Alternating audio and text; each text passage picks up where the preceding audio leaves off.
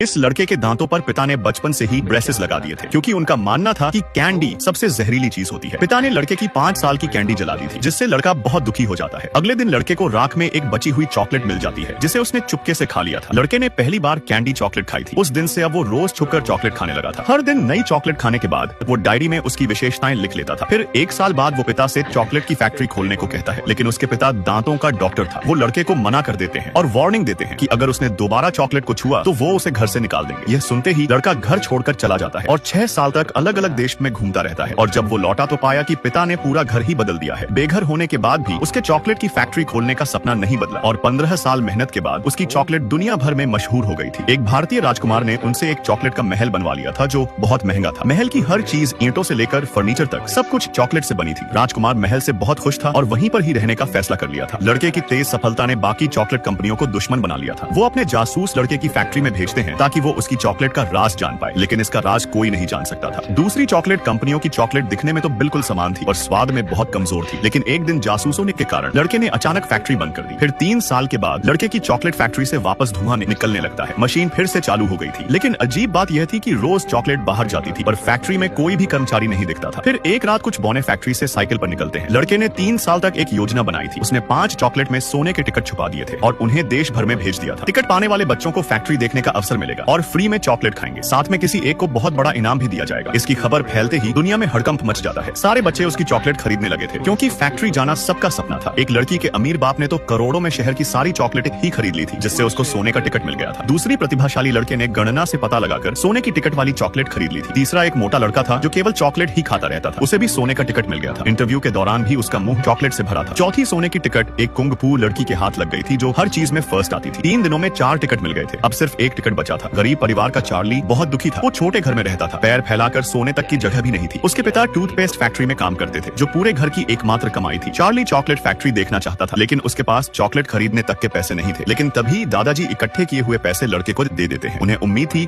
कि चार्ली की किस्मत चमकेगी। फिर चार्ली एक चॉकलेट खरीद लेता है। दोनों भगवान से प्रार्थना करते हैं कि उन्हें सोने की टिकट मिल जाए, लेकिन उस चॉकलेट में सोने की कोई टिकट नहीं थी। सारे पैसे खत्म हो चुके थे, जिससे निराश होकर चार्ली जब वापस लौट रहा था तभी उसे रोड पर $10 मिल जाते हैं। वो तुरंत जाकर उन पैसों से चॉकलेट खरीद लेता है।